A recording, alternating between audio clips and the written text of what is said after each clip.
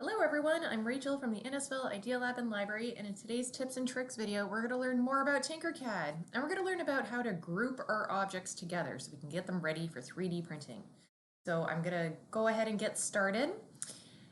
We have a work platform right here, and I'm going to click and drag some objects onto our platform so you can kind of get a better idea of what we're going to accomplish. So say you have a whole bunch of different shapes together and you wanted to go and 3D print them. Well, they would still become all separate shapes. They still try to be three different objects.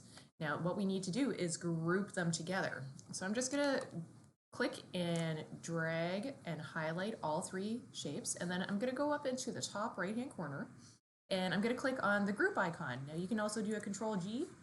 As soon as you hit that, you can see that they've all turned into one shape. So if I go ahead and either make this taller or wider, it stays as one piece. Same thing if I rotate it. Now, how could this be helpful? Well, let's make a quick keychain together. So I'm going to click and drag a box onto my work surface. I'm going to make it a little bit longer and thinner. And then I'm going to add some text. I'm just going to click on my text button there. I'm going to put my text right on top.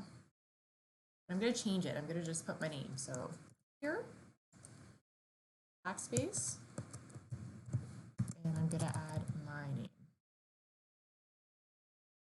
Now it does look a little bit big, so you know what? I want to make it a bit smaller. I'm going to shorten it on each side, and I'm going to make it a little bit thinner. So now I want to add a loop. Just scroll down here, cube shape, and I'm just going to put it overlapping my other rectangle shape, and I'm going to make it a little bit smaller by shrinking it down.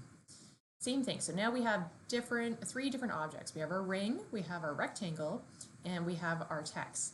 Now I'm going to double check to make sure everything's looking okay. Do a nice 360 view, and then I'm going to go ahead and click and drag a big square around all three objects, and now they're all selected, and I'm going to hit group. And there you go. And my keychain is all done. So if I wanted to export this, I could just go up to export, and I'm going to save it as an STL, and then I'm going to upload it to our website on the library. And that is all about the grouping tool in TinkerCAD for 3D design. Once again, I'm Rachel from the Innisfil Idea Lab and Library. Thank you so much for joining me.